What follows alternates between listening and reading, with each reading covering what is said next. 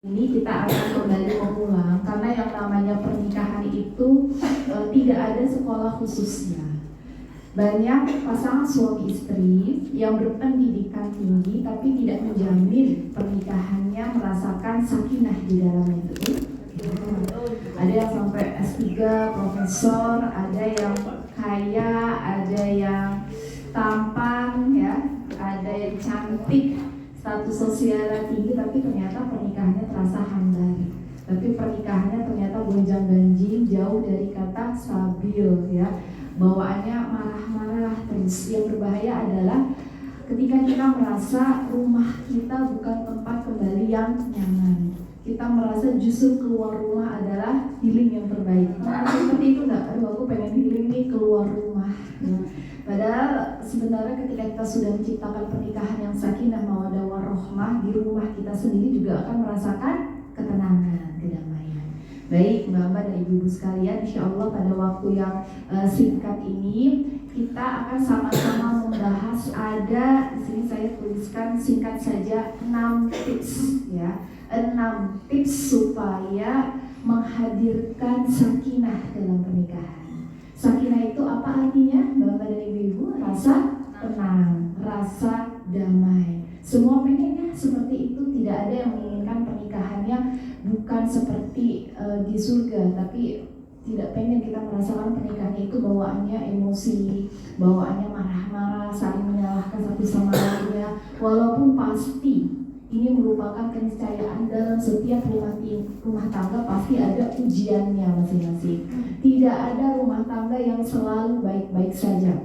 Bahkan ketika kita sering melihat postingan di sosial media, betul? Sosial media tuh kayaknya membuat kita jadi hilang rasa syukurnya, ya. Aduh, kok rumah tangga dia kok harmonis, ayem-ayem banget ya.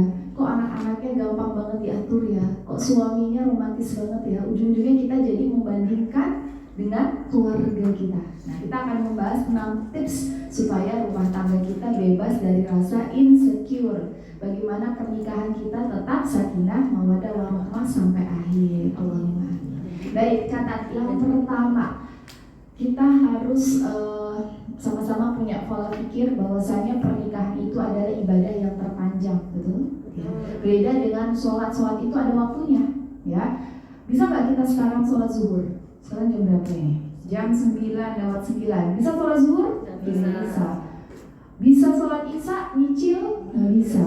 Ya, sholat itu ada waktunya masing-masing. Tapi yang namanya ibadah, boleh nggak kita mempause pernikahan kita? Kita pause deh pernikahan, kita mau healing dulu. Bisa kayak gitu? Nggak bisa. Makanya pernikahan itu ibadah yang sangat panjang. Sama seperti kalau kita bepergian. Jadi kita di awal saya akan menganalogikan dengan bepergian.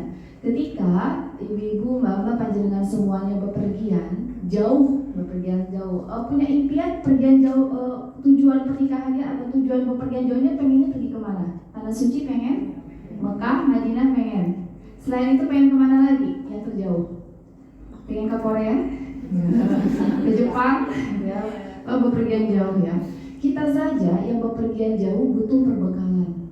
Ya, apalagi ketika kita punya partner bepergian, artinya pergi jauh saja butuh persiapan, apalagi pernikahan yang ibadahnya sangat panjang. Oleh karena itu yang pertama, ibadah pernikahan harus diawali dengan niat yang lurus. Innamal a'malu binniyat. Sebagus apapun kita beramal, tapi niatnya bukan karena Allah, apakah itu akan diterima? Tidak akan diterima. Sama seperti menikah itu adalah ibadah. Kalau niatnya bukan karena Allah, tidak akan diterima oleh Allah Subhanahu wa Ta'ala. Kita banyak menangis, kita banyak ngomel-ngomel dalam pernikahan mungkin, ya. Tapi karena niatnya bukan karena Allah, ya percuma pernikahan itu. Berarti yang paling pertama, coba, ini sudah menikah semuanya, ditanya dalam diri masing-masing, selama 18 tahun pernikahanku atau 10 tahun pernikahanku atau mungkin sudah puluhan tahun saya menikah, niatnya apakah sudah tetap karena Allah atau bukan? Kalau niatnya bergeser bukan karena Allah, aku yakin pasti lebih banyak kecewanya daripada bersyukurnya. Betul? Ya. Karena niatnya bukan karena Allah. Maksudnya seperti apa? Banyak orang yang menikah bukan karena Allah, tapi karena desakan ekonomi. Ada yang seperti itu. merasa bahwa ya sudah saya mau menikah supaya nanti ada yang menafkahi saya. Tapi kalau ternyata justru ketika menikah beban ekonomi semakin berat, berarti menggantungkan harapannya bukan kepada Allah, menggantungkan bahagianya bukan kepada Allah, niatnya bukan karena Allah, pasti dia akan merasa sengsara dalam pernikahan. Atau bisa jadi niatnya karena capek dengerin omongan kanan kiri. Mohon maaf sudah berusia, ya sudah berumur, ditanya kapan nikah, ternyata ada tuh yang ngajakin nikah, ya sudah saya terima aja nikahnya. Dalam pernikahan bukan karena Allah, adanya apa? Misu-misu, ternyata suami saya seperti ini. Awalnya bukan karena Allah, tapi karena terpaksa supaya tidak ditanya kapan nikah. Kenapa saya sering mengatakan yang kedua? Karena banyak single lillah, ya, singlewati, jomblo-jomblo yang terpaksa menikah karena capek ditanya-tanya kapan nikah. Tapi demi Allah, mbak-mbak, ibu-ibu, dengan semuanya, apakah ketika sudah nikah pertanyaan itu bakal selesai? Enggak. Apa nih? Sebelum nikah pertanyaannya kapan nikah. Ketika sudah nikah pertanyaannya apa? Kapan nikah. Sudah punya anak ditanya apa lagi? Tambah lagi pada baru lahiran, ya. Baru jenguk lahiran kapan ngasih adik, atau baru disapih kakaknya, ya. Kapan nambah lagi? Setelah itu ada pertanyaan lagi enggak? Kira-kira apa pertanyaannya? Kapan mantu? Atau enggak ngomongin pernikahan, ditanya. Ini juga sering nih dialami ibu-ibu rumah tangga. Kok di rumah aja? Benar ya?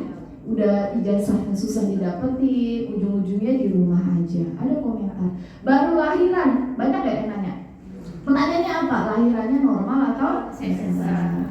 Ngasihnya ASI atau sufor? Anaknya udah 6 bulan ditanya lagi apa? Makanannya instan atau homemade? Itu bakal terus pertanyaannya seperti itu. Berarti kalau menikah, alasannya untuk menghentikan pertanyaan manusia, apalagi Indonesia itu terkenal netizennya sangat julid, ya. Netizennya itu sangat luar biasa, ya. Atau orang sebenarnya itu banyak yang pengen tahu kehidupan kita. Tapi kalau kita menikah hanya karena ingin stop pertanyaan orang, itu tidak akan berhenti sampai kita punya cucu sekalipun, itu gak bakal berhenti.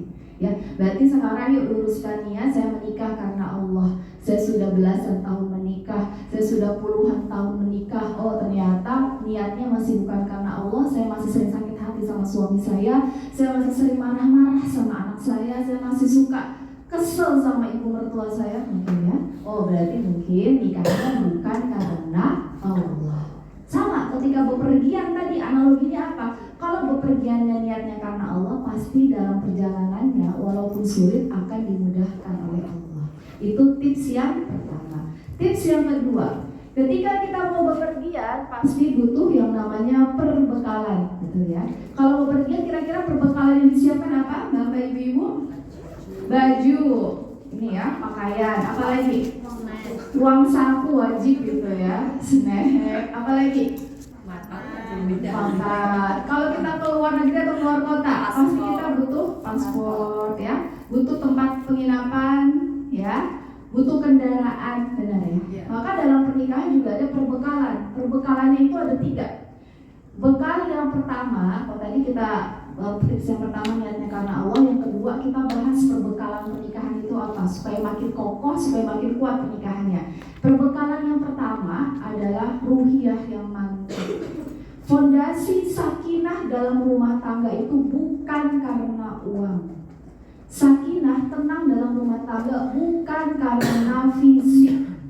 Sakinah dalam rumah tangga bukan karena status sosial yang tinggi, tapi karena apa? Ruhiyah. Ruhiyah itu maksudnya apa? Ibadahnya bagus. Tadi kita sudah sepakat nikah itu adalah ibadah. Gimana rumah tangganya mau baik kalau ternyata ibadah-ibadahnya saja tidak kita lakukan sebagai fondasi utama dalam pernikahan. Demi Allah, di luar sana banyak pasangan suami istri dari segi harta biasa saja, cukup. Dari segi penampilan mungkin ya tidak bisa membeli barang-barang mewah, atau makan juga mungkin kesulitan. Status sosial jangan salah, banyak orang yang menutup mata atau melihat mereka dengan pandangan sebelah mata. Tapi rumah tangganya adem, rumah tangganya walaupun ada masalah diselesaikan dengan cara baik-baik. Karena apa? Karena kekuatan ruhiyahnya, ibadahnya mereka jaga. Gimana rumah tangganya mau kuat kalau kita tidak minta tolong kepada yang maha menguatkan? Siapa? Allah. Jadi rumah tangga itu kuatnya fondasinya karena ibadah yang dilakukan oleh semua anggota keluarga, baik suami, baik istri maupun anak-anak. Berarti kalau kita merasa rumah tangga kita saat ini kering, kerontang, hambar, monoton, membosankan, menjengkelkan gitu ya, sama pasangan baunya marah-marah, yang dievaluasi pertama jangan kita mudah menunjuk pasangan kita, kamu sih kayak begini, kamu sih gak berusaha ngerti aku. Coba tunjuk diri kita. Jangan-jangan perasaan campur aduk seperti tadi karena ibadah kita yang masih suka seenaknya sendiri. Coba dicek lagi bagaimana sholat kita, cek lagi bagaimana puasa kita, cek lagi bagaimana sedekah kita. Karena bagaimana ibadahnya itu bisa kuat kalau yang wajib saja kita nanti-nanti. Jadi perbekalan ruhiyah itu sangat penting ya. Saya mau tanya, Ramadan berapa lama lagi? Ada yang tahu? Ramadan jatuhnya bulan apa? Nah, berarti kurang lebih 90 harian lagi ya. Sudah pada siap? Siap ya.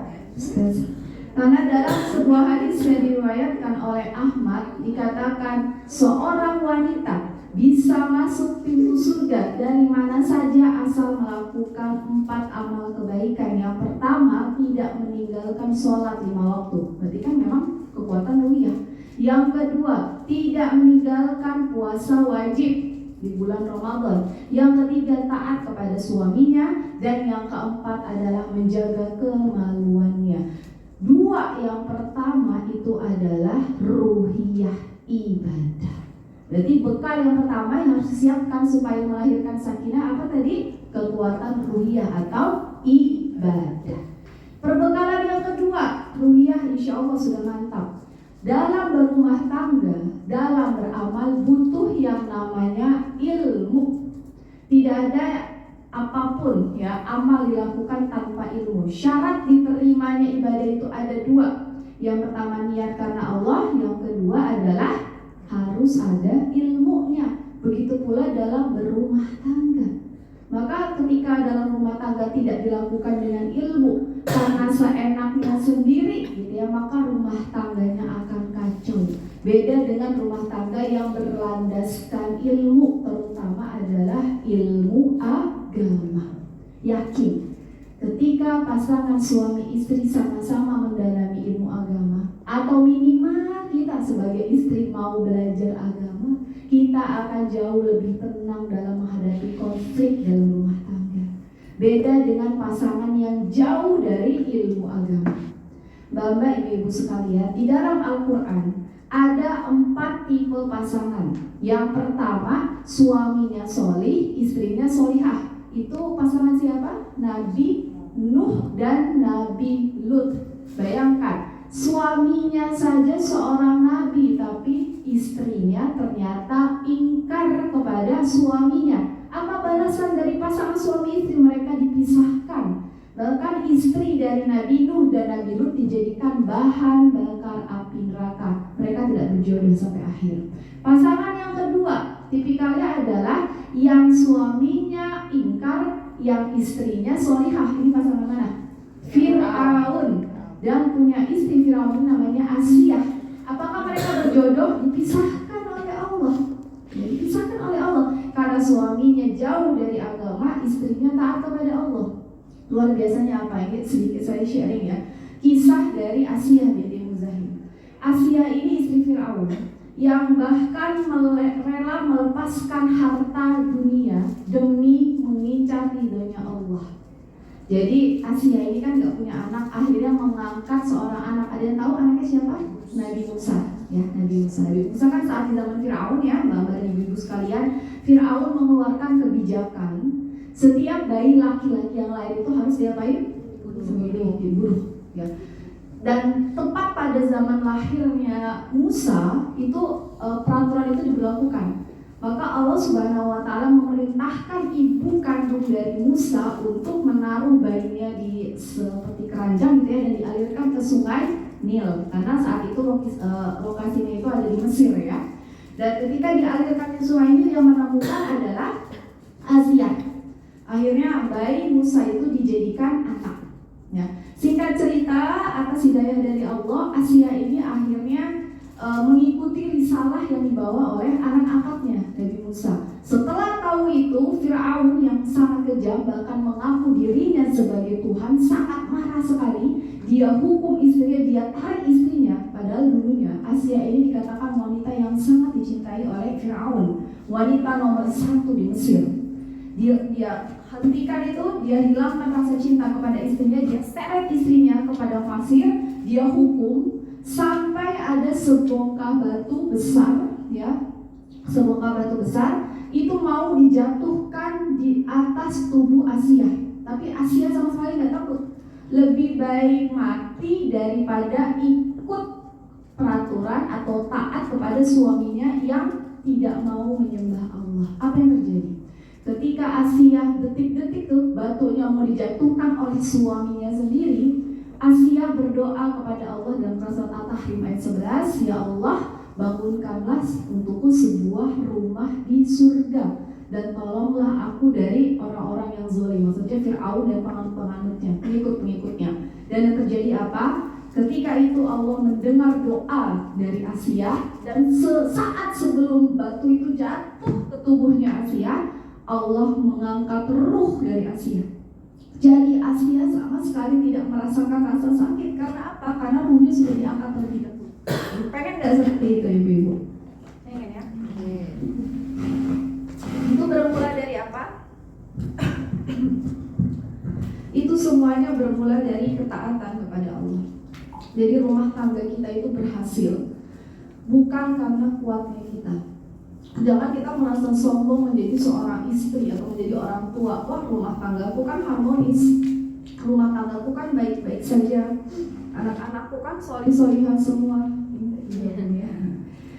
Ya, pokoknya rumah tanggaku keren deh. Itu semua karena usahaku. Salah. Yang membuat rumah tangga kita baik-baik saja siapa? Allah.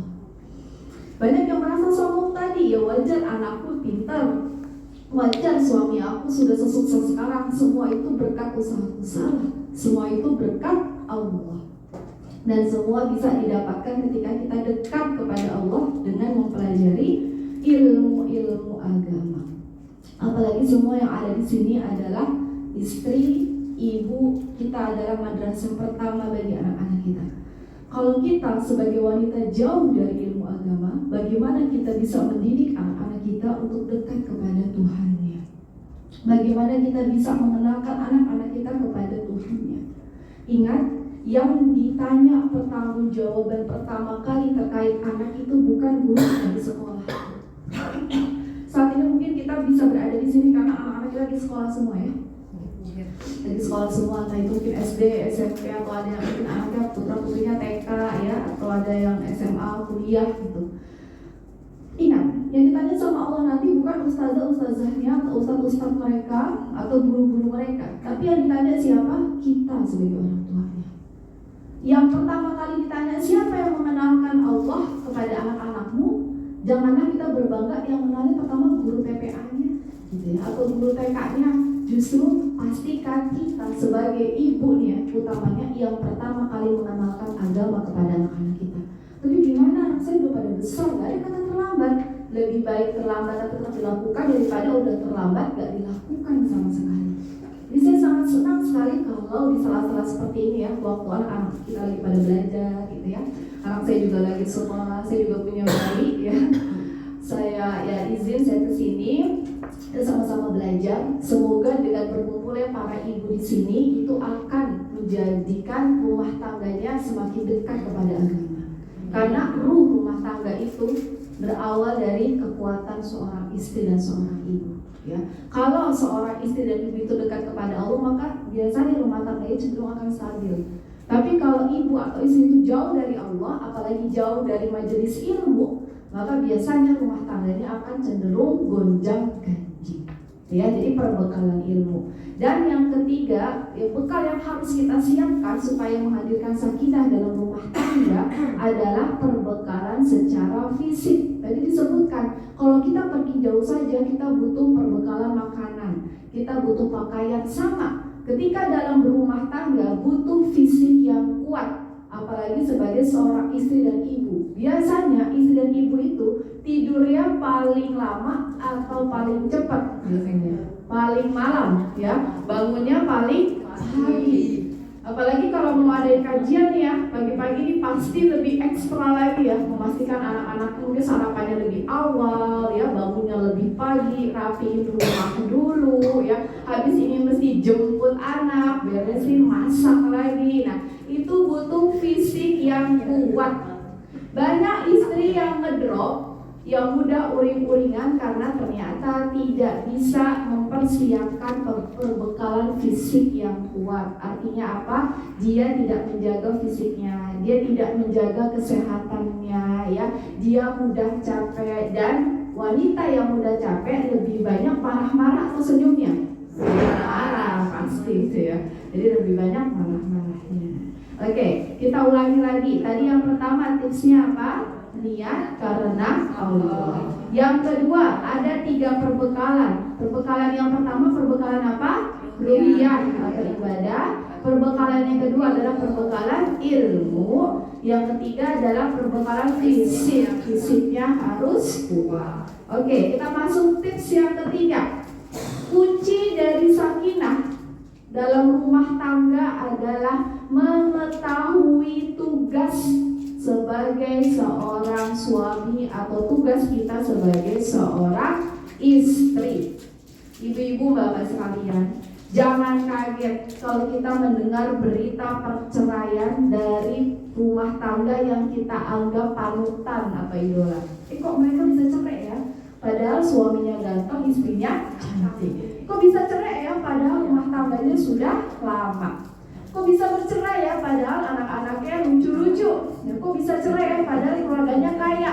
Oh, ternyata ketika ditelusuri sebabnya bukan karena yang awal-awal tadi, tapi karena baik suami atau sang istri tidak bisa melakukan tugasnya dengan baik. Hanya sibuk menuntut haknya, tapi tidak melaksanakan kewajiban. Contohnya begini, saya mau tanya, kewajiban seorang suami apa?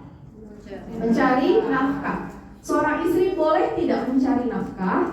Boleh. Syaratnya apa? Kita belajar fikih sebentar. Bolehkah seorang wanita muslimah statusnya sudah menikah bekerja?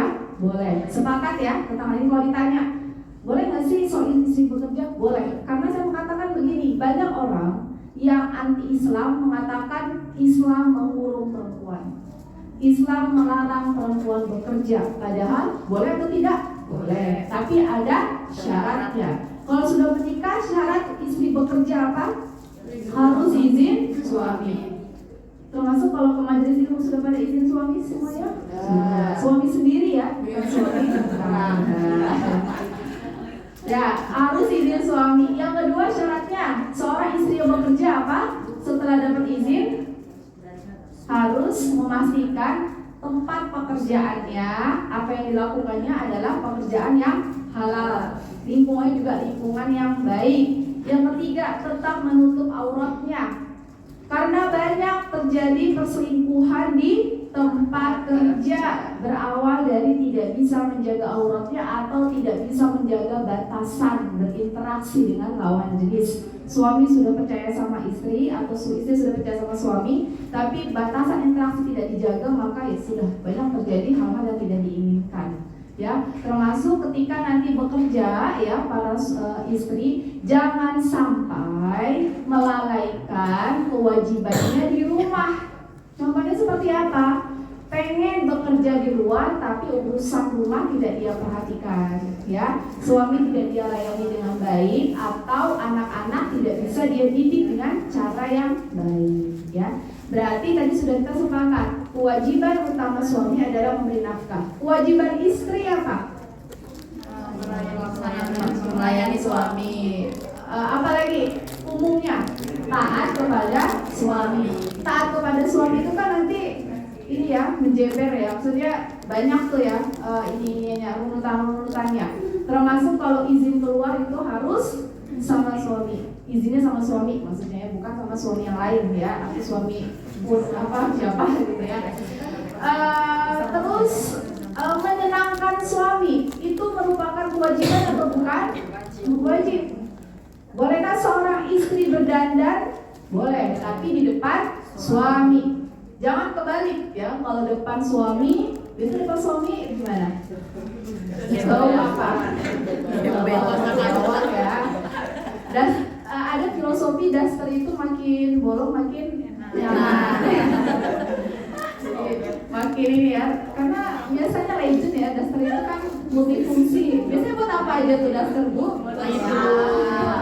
Ngelap ya, angkat yang panas-panas gitu ya, nyekal mulut anak ya kalau kotor itu. Nah, jadi itu depan suami tidak menyenangkan, tapi kebalikannya kalau kita keluar kita tampil mempesona. Nah, kan takutnya nanti suaminya terpesona sama yang lain. Nah, jadi silakan ya, pastikan pandangan kita sebagai istri depan suami adalah pandangan yang terbaik. Ada 3 ciri istri yang solehah. Yang pertama, taat kepada suaminya. Yang kedua, ketika dipandang menyenangkan, bukan menyeramkan ya.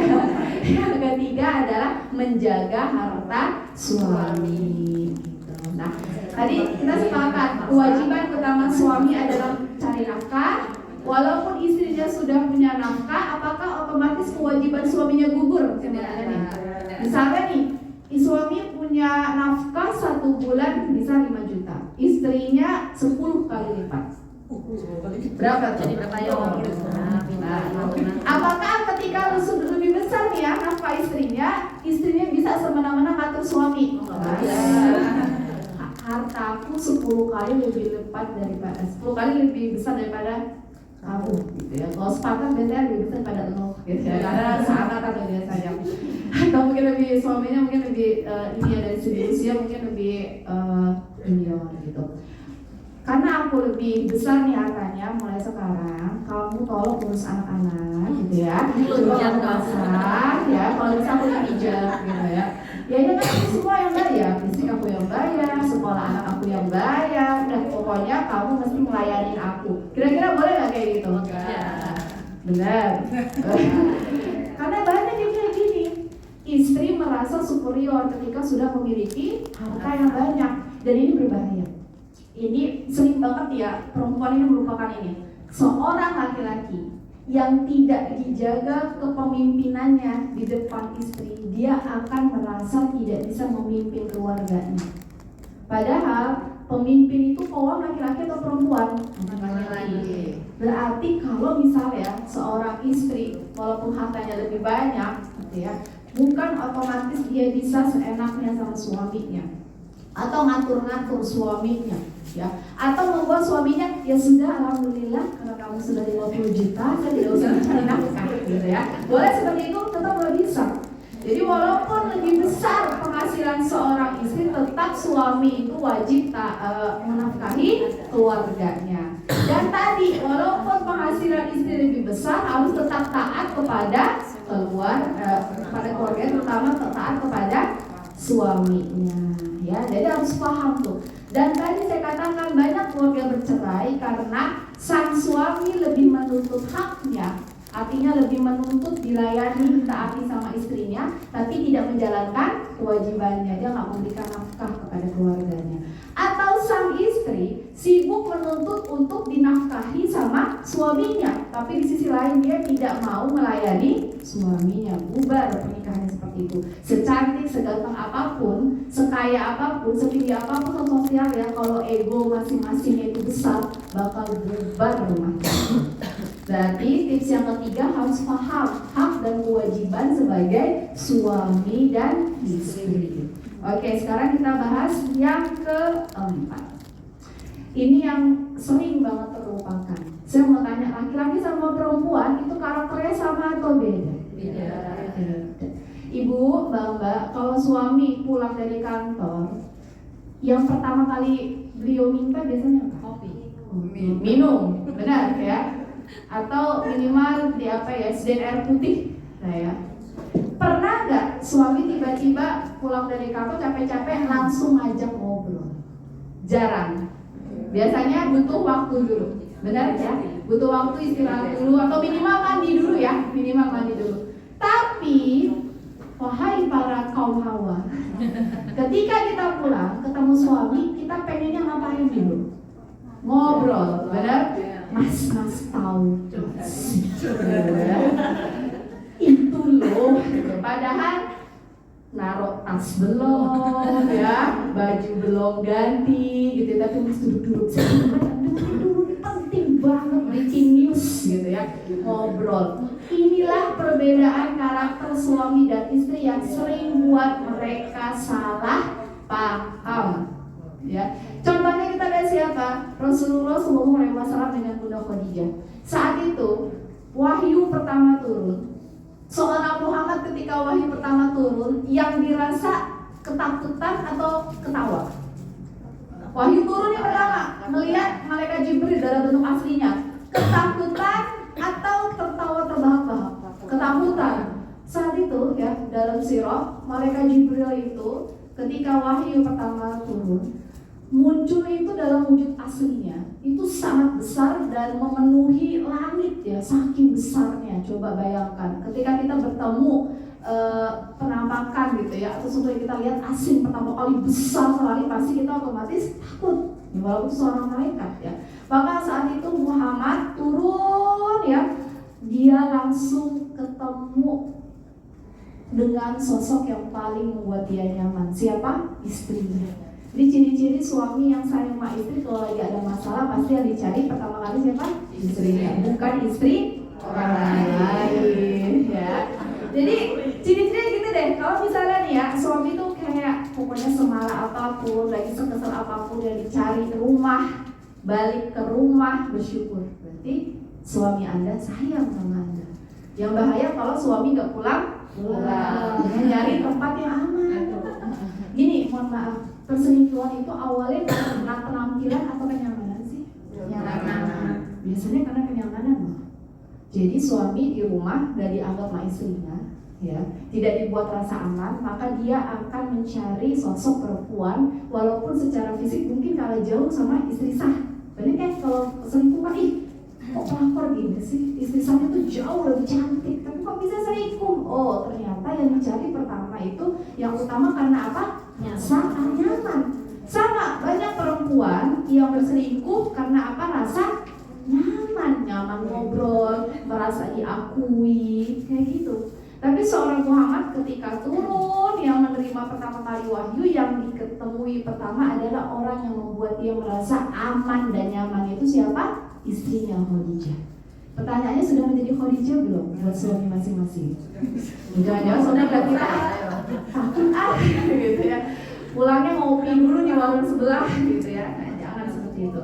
Dan ketika pulang, lihat ini bagaimana seorang Khadijah memperlakukan suaminya.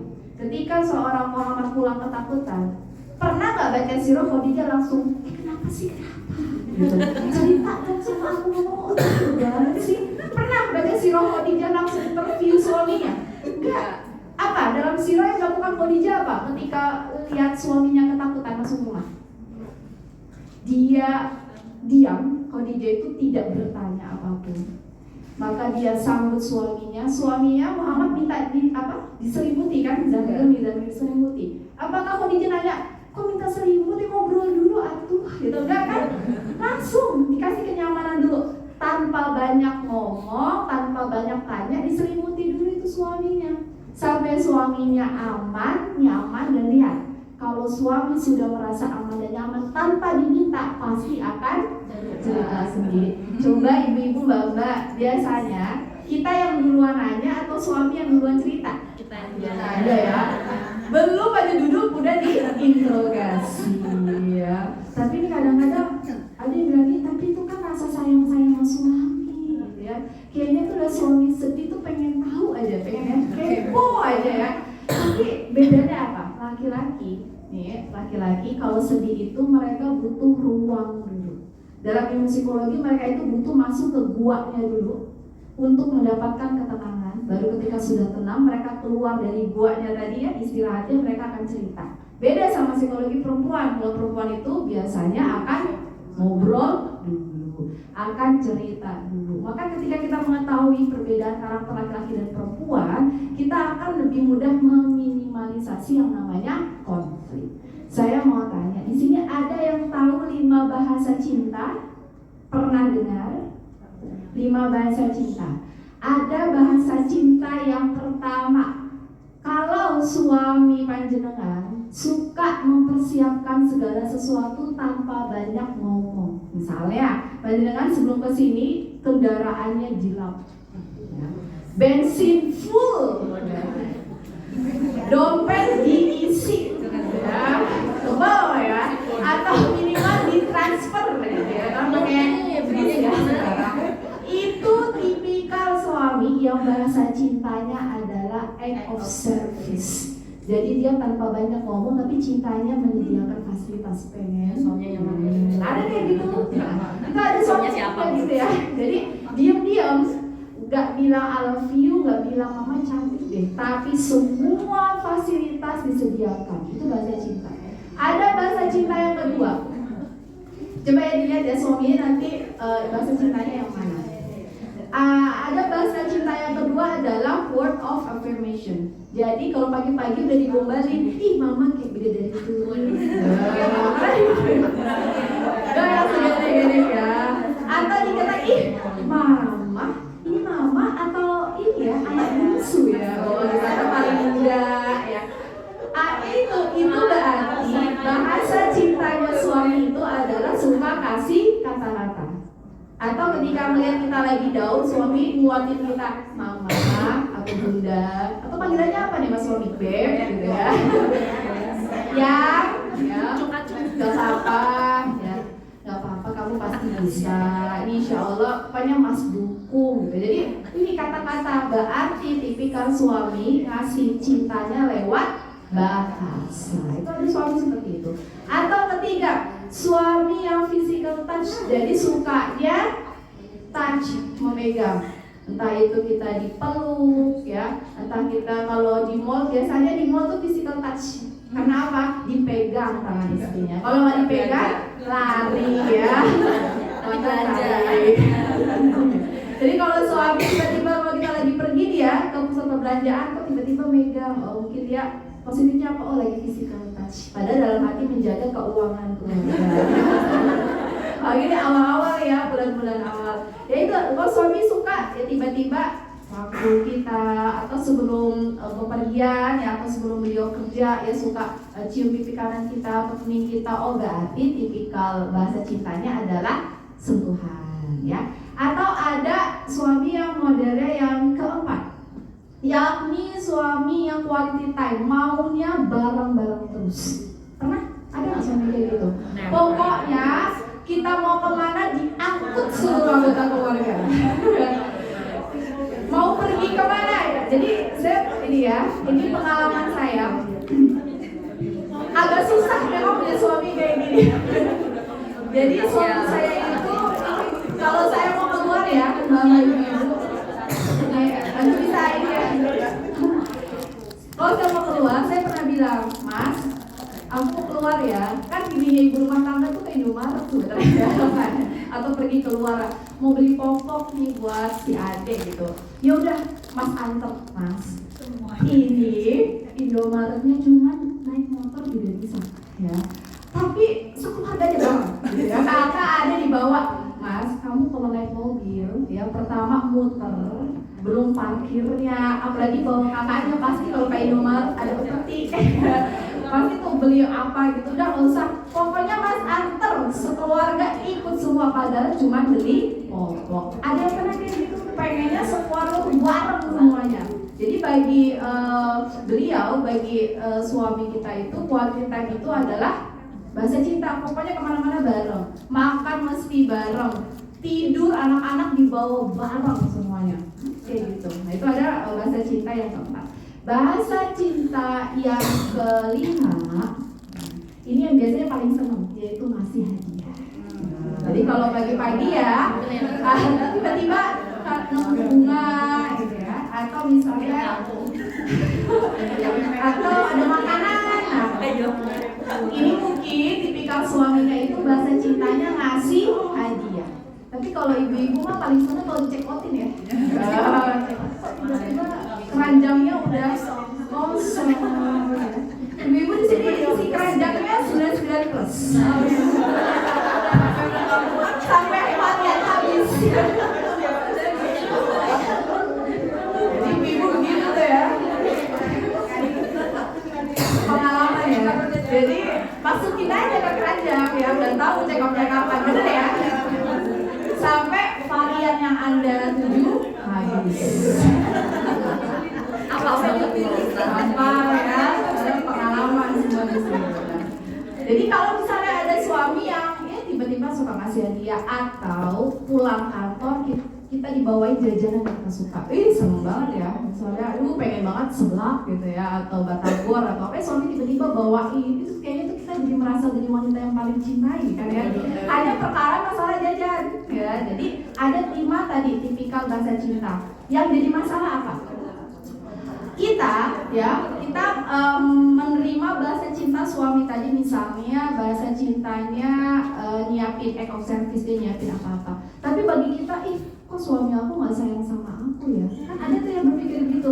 Karena kita merasa dicintai bukan ketika kita disiapin fasilitas, tapi kita merasa dicintai ketika kita dipegang, di-touch sama suami. Padahal itu bukan bahasa cinta dari suami kita. Paham maksud saya? Ya. Karena kita sendiri bahasa cintanya ke suami adalah suka pegang suami, ya, suka ya peluk suami, tapi kita nggak dibegituin sama suami kita, jadi kita merasa enggak dicintai. Berarti kalau kita pengen ya dimengerti oleh suami kita, pahami bahwa bahasa cinta setiap orang itu pasti berbeda-beda. Caranya aja beda, tapi ya maksudnya juga sayang sama kita. Oke, dan yang tips yang berikutnya, yang kelima adalah jangan lupa yang namanya pernikahan tidak selalu bahagia, ya. Yang namanya pernikahan pasti ada jatuh dan bangunnya. Maka setiap pasangan suami istri itu harus sabar dan ikhlas. Ya, harus sabar. Hari ini bisa ketawa, besok bisa sedih, ya nangis. Hari ini bisa nangis, besoknya mungkin bisa menjerit gitu ya, karena kamu stres banget ya. Ingat, karena pernikahan itu durasinya panjang, berarti kita harus sabar dan ikhlas ya dalam menjalani rumah tangga kita. Tidak ada rumah tangga yang tidak diuji oleh masalah. Pasti ada masalahnya. Di sini rumah tangganya semuanya bermasalah? Oh ya jelas ya. Oh ada.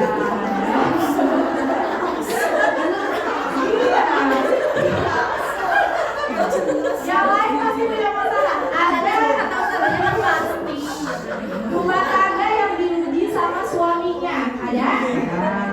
Ada yang diuji sama anaknya ada. Mungkin anaknya tantrum gitu ya. Atau kalau anak saya masih baik, anak saya itu lagi GTM ibu-ibu ya. Itu stres banget saya. Karena usia 9 bulan mingkem ya kalau ngomong. Mungkin pernah ngerasain ya anak-anak usia itu tuh stres banget bagi saya. Itu ujian bagi saya. Terus ada yang diuji dengan mohon maaf keuangan. Ada ya keuangan dulu. Kok tanggal segini udah habis ya. Tanggal berapa ya sekarang? Tanggal 13 ya. Apalagi kemarin habis 12 ya. Udah habis. Ada yang diuji suaminya baik, anaknya baik, keuangan baik, tapi diuji dari apa? Mertua. Kencang nih kayaknya ya. Diuji dari mertua.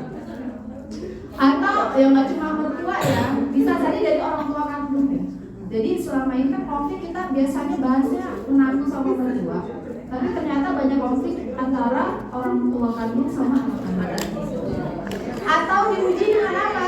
Suami baik, anak baik, keuangan stabil, mertua sama orang tua baik, diuji sama apa? Tetangga, sama kanan kiri. Yang sering terjadi diuji sama diri sendiri. Betul. Semuanya baik, suami baik tapi kita aja marahan. Ya, suami udah, anak-anak udah soleh, tapi kita aja masih emosian. Tetangga berbagi, tetangga suka berbagi, tapi kita aja masih dengki. ibu kita, mertua kita sayang sama kita, tapi kita aja masih berprasangka, berarti yang salah siapa? Diri kita. Betul ya.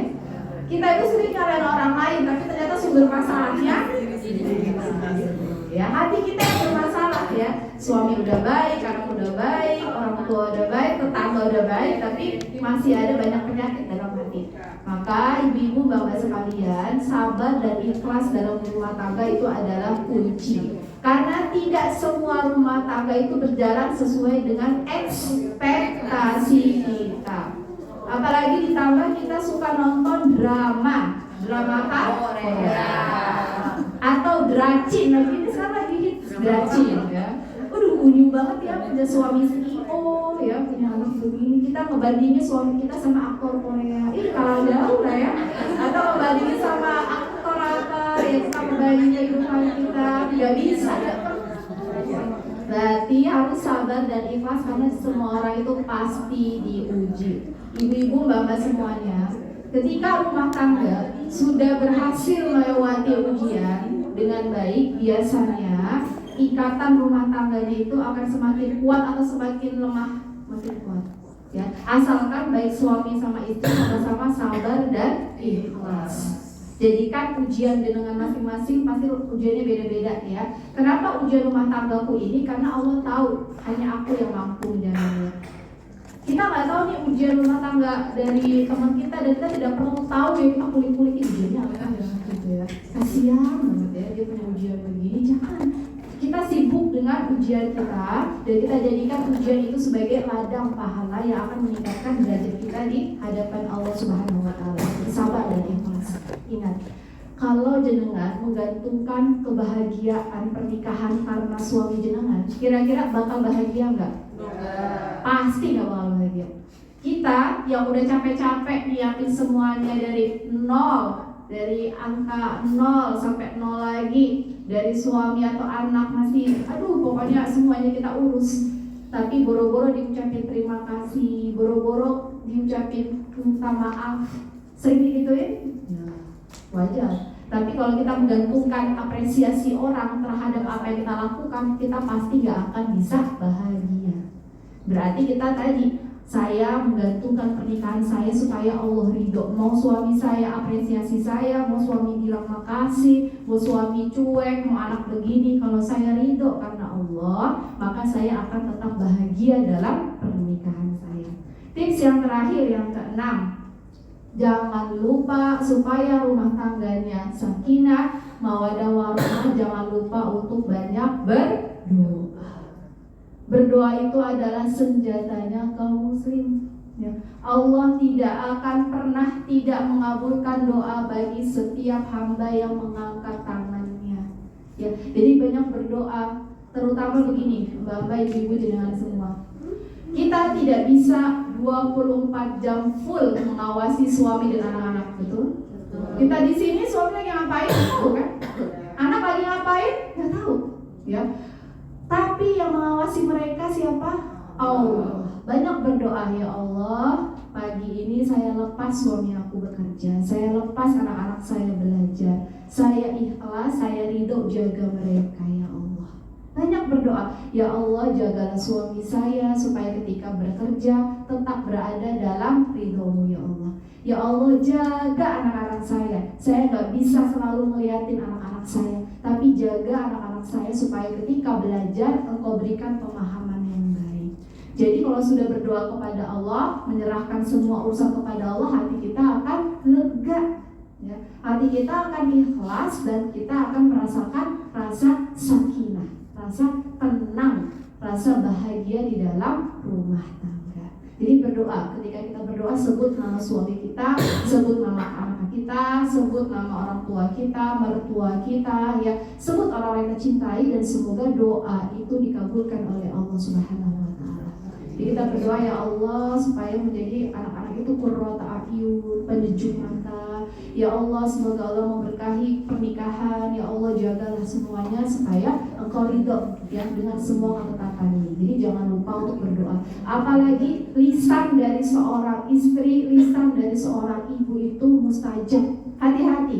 Kalau ada kata-kata yang keluar dari lisan kita yang tidak baik untuk anak-anak, bisa jadi itu doa. Misalnya ibu-ibu, mbak-mbak, kalau misalnya anak kita lagi marah nih ya, atau lagi berbuat yang jengkelin, kita lebih mudah mengucapkan kata-kata yang baik atau kata-kata yang kasar. Kasar ya, ih anak siapa ini? Udah jelas anak kita ya. Ih anak kayak siapa? Ya kayak bapak ibunya gitu ya. Atau ya suaminya macam-macam, atau suaminya berkata-kata yang itu, kita masih emosi untuk ngomongin yang lebih kasar lagi. Coba itu direm, ganti dengan banyak zikir kepada Allah. Kalau anak kita, di sini ada anak yang masih suka tantrum, ya usia berapa tantrum tuh ya? 3, 4, 5 ya. Tapi anak saya juga kadang-kadang masih suka tantrum, apalagi depan toko mainan. Saya udah deg-degan tuh kalau pergi ke mall, udah lewat toko mainan saya pegang tangan anak saya. Jadi waduh, pernah anak saya tuh tantrum. Anak saya usia 8 tahun. Tantrumnya itu bukan tantrum yang wah gitu ya, laki-laki depan toko mainan. Jadi dia pengen ada mainan yang pengen dia beli, tapi kita udah buat perjanjian dari rumah, kita tidak akan beli mainan itu karena memang bukan itu rencananya di awal. Dan ketika dia lewat depan toko mainan, dia depan mainan dia diem aja, dia diem gitu ya. Jadi tantrumnya anak 8 tahun tuh kayak yang nangis mereok gitu, jadi diem aja. Kita tinggal tuh ya, kita tinggal ke toko lain, kita ngintip, itu dia diem gitu di situ. Akhirnya kan disuruh pergi. Karena dia badannya besar gitu ya, ditarik, kita yang ketarik ya, jadi dia pokoknya namanya Umar. Kalau Umar di sini nanti sampai tokonya tutup sekalipun abang sama bunda nggak akan beli, dia tetap diem. Akhirnya ya sudah kita tinggal, lama-lama dia mundur, akhirnya dia duduk di dekat bangku ada di ini toko mainan itu, dia duduk di situ, dia begini nih, gitu ya. Begitu sampai di lantai dia begini, nangis kan, gitu. Tapi dan dia akhirnya berubah apa? Ada pasangan suami istri udah usia gitu ya, pernikahannya sudah lanjut. Dia ngedeketin anak saya, pok, kamu kenapa deh? Gitu ya. Dia lagi glesok tuh di bawah, saya cuma diemin aja sama adiknya ya. Adiknya kan stroller, saya liatin. Terus dia ngeliatin yang bapak itu, dia gini lagi, ya.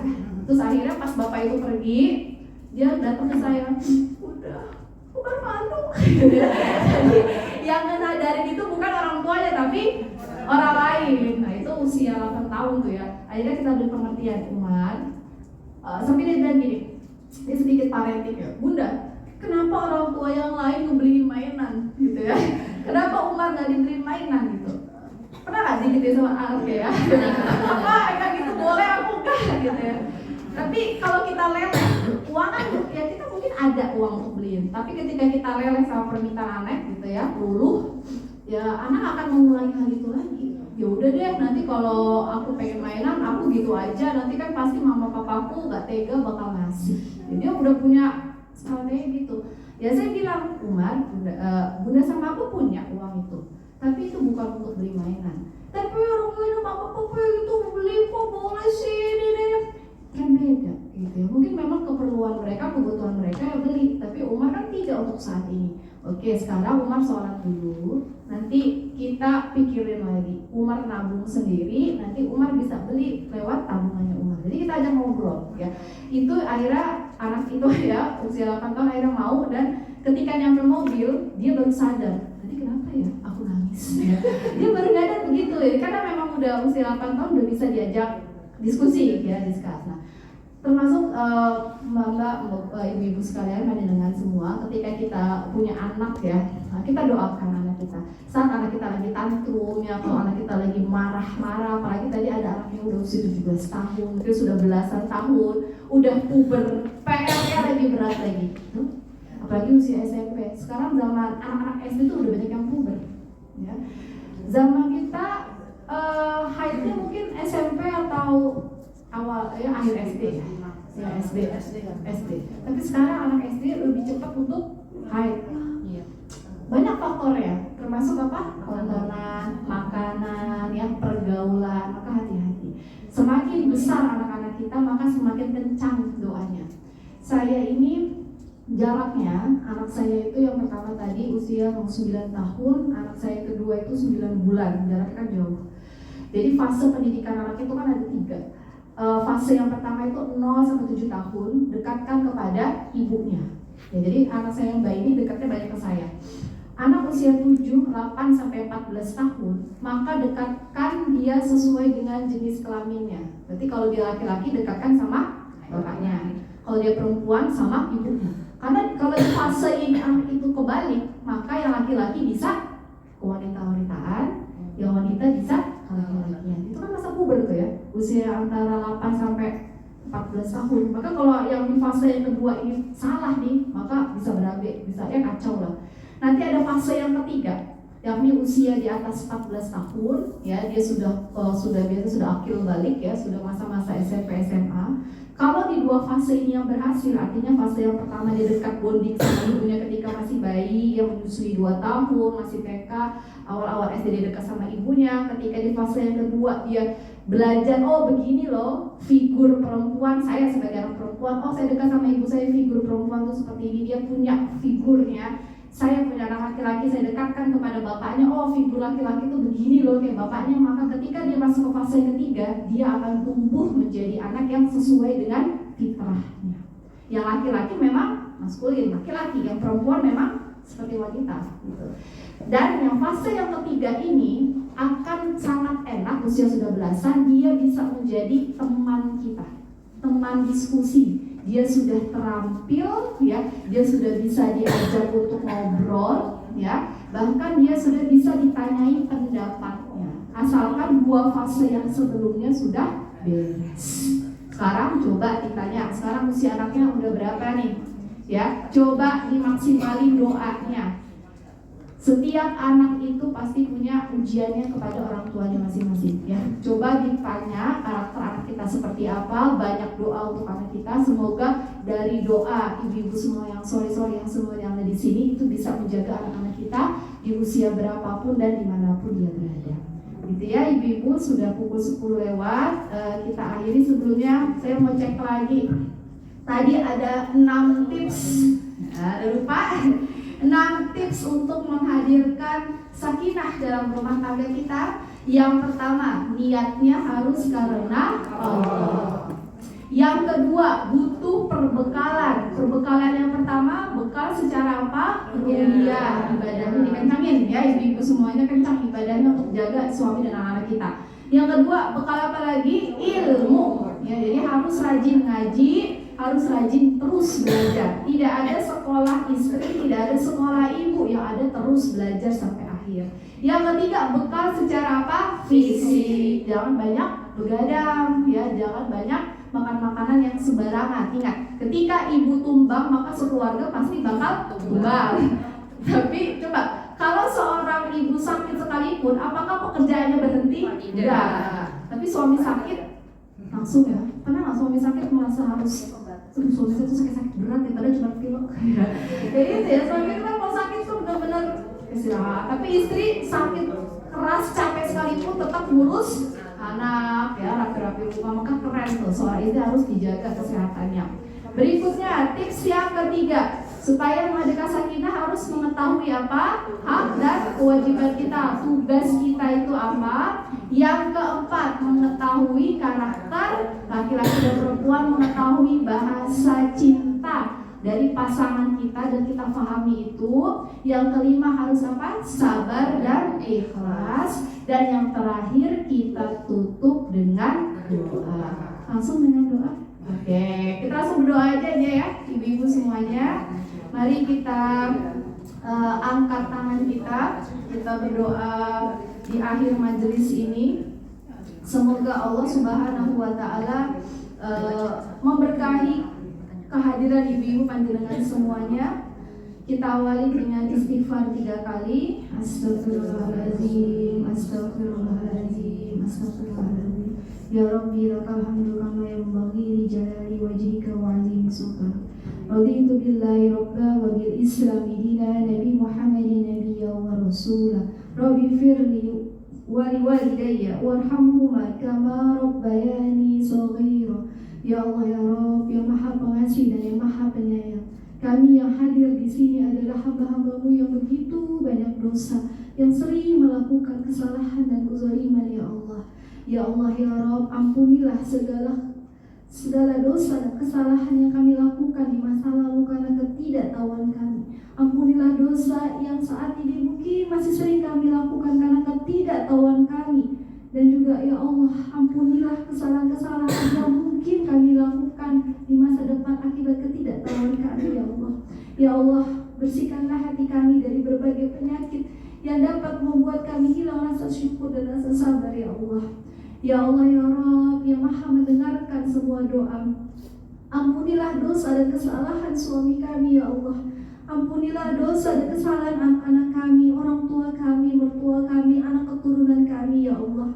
Ya Allah, jagalah keluarga kami menjadi keluarga yang sakinah, mawaddah, warahmah, berkah tidak hanya di dunia tapi juga kami dapat berkumpul hingga jannah-Mu ya Allah.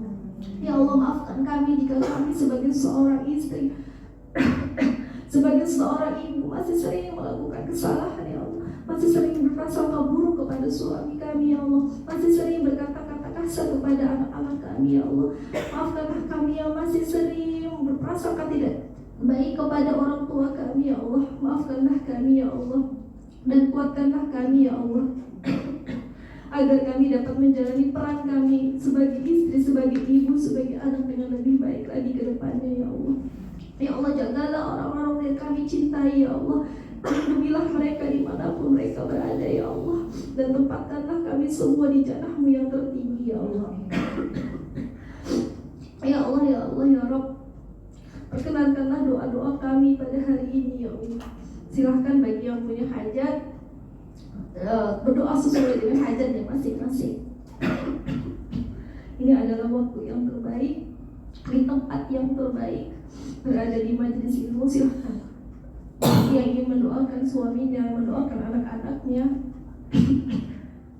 yang sedang Allah uji dengan rasa sakit, maka silahkan berdoa. Ya Allah, dengarkanlah doa seluruh hamba yang hadir pada hari ini ya Allah, di tempat yang mulia ini ya Allah. Hanya kepadamu lah kami memohon pertolongan ya Allah. Angkatlah rasa sakit yang mungkin sudah dirasakan oleh hamba yang ada di sini atau anggota keluarganya. Ya Allah, berikanlah kelapangan bagi rasa sempit yang mungkin sedang dirasakan oleh yang hadir di sini ya Allah. Ya Allah, jadikanlah ujian-ujian yang sedang dialami yang hadir di sini sebagai jalan jannah, jalan surga baginya ya Allah. Allahumma amin, Allahumma amin, Allahumma amin. Rabbana atina fid dunya hasanah wa fil akhirati hasanah wa qina adzabannar, wa qina adzabannar, wa qina adzabannar. Ya Allah ya Rabb, jadikanlah penghujung kehidupan kami kehidupan yang penuh dengan keberkahan. Wafatkanlah kami dalam keadaan kami beriman. Wafatkanlah kami dalam keadaan kami berbuat baik. Wafatkanlah kami dengan jalan yang menyenangkan, dengan jalan yang tidak ada rasa sakit ya Allah. Ya Allah, dan wafatkanlah kami di puncak keimanan kami dan saat kami sedang melakukan ibadah-ibadah terbaik kami ya Allah. Allahumma amin, Allahumma amin, Allahumma amin. Subhanakallahumma wa bihamdika asyhadu an la ilaha illa anta astaghfiruka wa atubu ilaik. Alhamdulillahirabbil alamin. Wassalamu alaikum warahmatullahi wabarakatuh.